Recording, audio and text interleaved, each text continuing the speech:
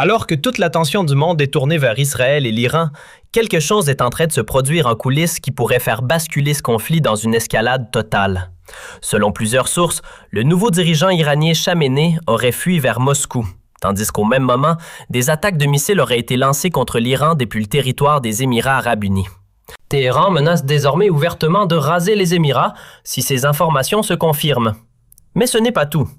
À la fin de cette vidéo, nous allons également revenir sur une déclaration particulièrement inquiétante. Tucker Carlson affirme que certains responsables à Washington envisageraient même l'usage d'armes nucléaires contre l'Iran. Et si cela devait s'avérer vrai, nous entrerions alors dans une phase d'escalade totalement nouvelle et extrêmement dangereuse. Depuis plus d'une semaine, de nombreuses spéculations circulent autour de l'état de santé et de l'emplacement exact du nouveau dirigeant iranien, Mahba Khamenei. Alors que certains médias israéliens ont déjà annoncé sa mort, les médias iraniens affirment au contraire qu'il serait toujours en vie et en train de se remettre de ses blessures. Depuis le début de la semaine, plusieurs rapports indiquent également que Mohsen Khamenei aurait été transféré à Moscou, où il se trouverait sous la protection de Vladimir Poutine jusqu'à la fin du conflit.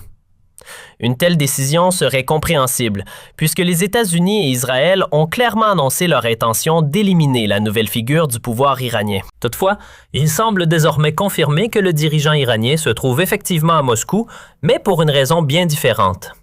Nous allons examiner cette raison dans un instant, mais avant cela, il y a une mise à jour très importante concernant l'attaque ordonnée par Donald Trump contre Carr Island, considéré comme le cœur stratégique de l'industrie pétrolière iranienne. Car selon les dernières informations, cette attaque aurait été menée depuis le territoire même des Émirats arabes unis. Le ministre iranien des Affaires étrangères, Arbeati, a réagi hier à ces événements lors d'une intervention à la télévision américaine.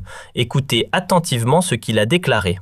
Selon lui, les attaques menées contre Island et Musa Island auraient été réalisées avec des systèmes de roquettes HIMARS, des lance-roquettes d'artillerie à courte portée, tirées directement depuis le territoire d'un pays voisin. Les forces iraniennes auraient suivi la trajectoire des tirs et affirment désormais que ces roquettes ont été lancées depuis 2 sites situés aux Émirats arabes unis et même depuis des zones habitées.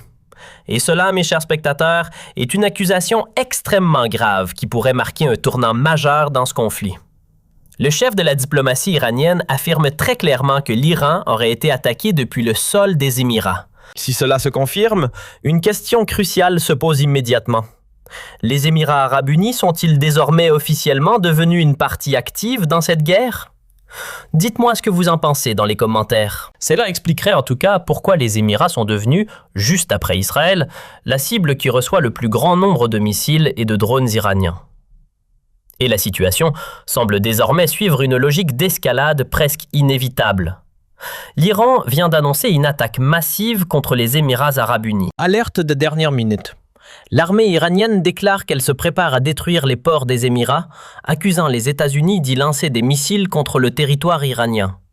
Selon Téhéran, après la destruction de plusieurs bases militaires dans la région, les forces américaines auraient déplacé leurs lanceurs et tiré leurs roquettes depuis des ports, des installations portuaires et même des positions dissimulées dans les villes des Émirats vers l'île iranienne de Bouz. Les autorités iraniennes affirment désormais clairement qu'elles considèrent comme un droit légitime, dans le cadre de la défense de leur souveraineté nationale et de leur territoire, de cibler et de frapper les rampes de lancement de missiles américains situées dans les ports maritimes, les docks et les bases dissimulées dans les villes des Émirats. Téhéran appelle également la population musulmane des Émirats, ainsi que les habitants des grandes zones urbaines, à évacuer immédiatement les ports, les docks et les zones où se trouveraient des installations militaires américaines, afin d'éviter des pertes civiles. Tout indique que dans les prochaines heures ou les prochains jours, nous pourrions assister à une ou même plusieurs attaques d'envergure contre les Émirats. Je suis particulièrement curieux de voir comment les médias occidentaux vont présenter cette situation. Vont-ils encore décrire les Émirats comme une simple victime ou reconnaîtront-ils enfin leur rôle actif dans ce conflit? Et selon les premières informations, une première frappe aurait déjà eu lieu il y a quelques instants à peine et elle viserait une infrastructure extrêmement stratégique. De nouvelles images circulent actuellement montrant l'attaque contre le port pétrolier de Furia, considéré comme le 3e plus grand port pétrolier du monde. Ce port avait été spécialement conçu pour contourner le détroit d'Ormuz, qui représente normalement l'unique passage permettant d'acheminer le pétrole vers les marchés mondiaux sans passer par le territoire iranien. Si l'on regarde la carte, on comprend immédiatement l'importance stratégique du port pétrolier de Furia. Il se situe de l'autre côté du détroit d'Ormuz et devait servir de plan B pour les Émirats en cas de blocage du détroit par l'Iran. Mais si les informations actuelles se confirment, ce plan de secours pourrait désormais appartenir au passé. Lorsque les marchés financiers rouvriront demain, je m'attends personnellement à voir les prix du pétrole atteindre un nouveau record historique. Et cela non seulement à cause des dégâts infligés aux infrastructures pétrolières des Émirats, mais aussi en raison de l'attaque américaine contre Carr Island, qui représente l'un des piliers de l'industrie pétrolière iranienne. Préparez-vous donc à voir le prix du carburant grimper rapidement, peut-être jusqu'à 3 € le litre d'essence.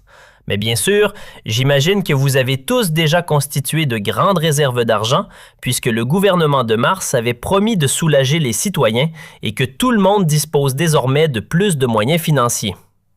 Ou peut-être pas.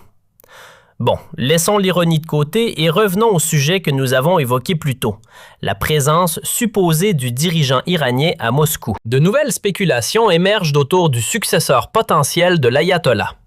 Selon plusieurs rapports médiatiques, il se trouverait soudainement à Moscou. Le mystère reste entier concernant l'endroit exact où se trouve le leader révolutionnaire iranien, Moshtaram Khamenei. D'après certaines sources, le fils d'Ali Khamenei, gravement blessé, aurait été transporté d'urgence vers la capitale russe pour y recevoir un traitement médical. Le journal koweïtien Al-Rai affirme même que cette évacuation aurait été organisée dans le plus grand secret. Selon ces informations, le président russe Vladimir Poutine aurait personnellement proposé une aide médicale à la direction iranienne. D'après le journal qui rapporte ces faits, Moshtaram Khamenei aurait été gravement blessé sur toute la partie gauche de son corps, de la tête jusqu'aux pieds. Ces blessures seraient survenues lors d'un bombardement aérien visant un complexe comprenant les appartements et le bureau du guide suprême à Téhéran le 28 février, lorsque de lourds débris se sont effondrés sur le site.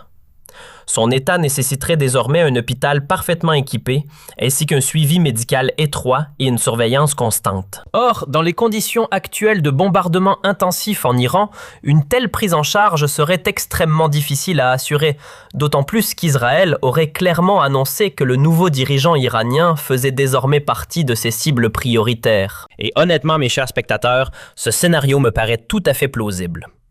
Les États-Unis et Israël mènent actuellement une campagne de frappe quasi continue contre l'Iran, et le Comité international de la Croix-Rouge a déjà confirmé que plusieurs hôpitaux avaient été touchés. Si l'état de Moshtaram Khamenei est réellement aussi grave qu'on le dit, un transfert temporaire vers un hôpital sécurisé à Moscou pourrait être une option très logique. Là-bas, il serait également beaucoup mieux protégé contre les opérations clandestines du service de renseignement israélien, le Mossad. Mais il y a une autre information qui circule en ce moment et qui m'inquiète encore davantage. Une alerte de dernière minute affirme que Tucker Carlson prétend que les États-Unis envisageraient sérieusement l'utilisation d'armes nucléaires contre l'Iran. Je ne sais pas si cette affirmation est vraie, mais une chose semble claire. Donald Trump paraît avoir perdu le contrôle de la situation et se retrouve désormais acculé face à l'évolution de ce conflit. Dans un tel contexte, il ne serait malheureusement pas surprenant que lui, ou Benjamin Netanyahou, envisage l'utilisation d'une petite bombe nucléaire tactique pour tenter de neutraliser définitivement l'Iran. Si un tel scénario devait réellement être envisagé ou confirmé, alors ce conflit pourrait franchir une étape totalement nouvelle et extrêmement dangereuse. Car réfléchissez un instant à l'enchaînement des événements. Les Émirats arabes unis, qui deviennent potentiellement une partie active dans la guerre. Le dirigeant iranien qui se retrouve désormais à Moscou, et à Washington, certains responsables qui commenceraient déjà à évoquer l'option nucléaire. Dans un contexte pareil, la question devient inévitable. Qu'en pensez-vous? Pensez-vous que cette situation puisse encore être maîtrisée? Ou sommes-nous en train d'assister au début d'une escalade beaucoup plus grave que tout ce que nous avons vu jusqu'à présent?